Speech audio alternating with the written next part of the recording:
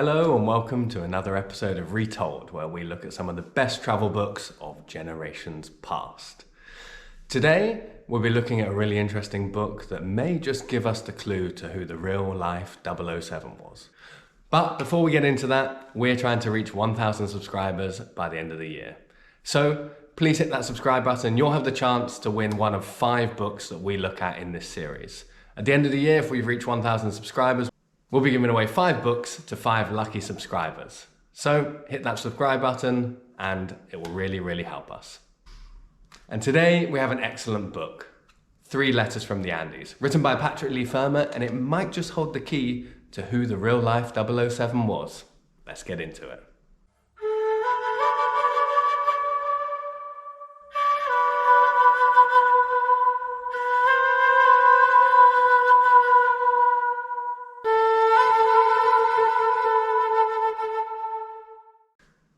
So there are 3 reasons why I think Patrick Leigh Fermor might just be the real life James Bond.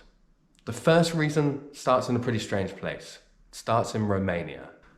And it starts with a small aristocratic family called the Cantacuzzinos. The family were based in the rolling countrysides of Moldavia, and Balasha Cantacuzzini, a young princess from the family, was traveling around southern Europe. At around the same time in the 1930s, Patrick Leigh Fermor had set off from his home in England and walked through Europe all the way to Constantinople. By chance, the two met in Athens and fell in love, eventually moving back to Balasha's home in Romania. The pair were torn apart by the start of the Second World War when Patrick Leigh Fermor returned to England to enlist in the army. By all accounts, these sort of romantic liaisons were quite common for Patrick Leigh Fermor, and that's the first reason why I think maybe he could just be the real life 007. But the second similarity between Patrick Leigh Fermor and James Bond, I think, lies in this book. Let's just take a look at the trip that's outlined in this book and really why there might be some similarities there. Well, the adventure started in London when Leigh Fermor was offered the chance to go mountaineering in Peru.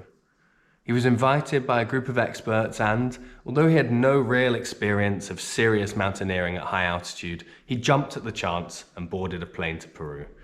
The trip started in Cusco, where the group spent days in and around Urubamba, hiking up various mountains in the Andes range. They then traveled down to Lake Titicaca, where they wanted to cross the border into Bolivia, only for a revolution to stop them. They crossed over the Andes range again to reach Arequipa, before finally heading back to Lima to finish their epic trip.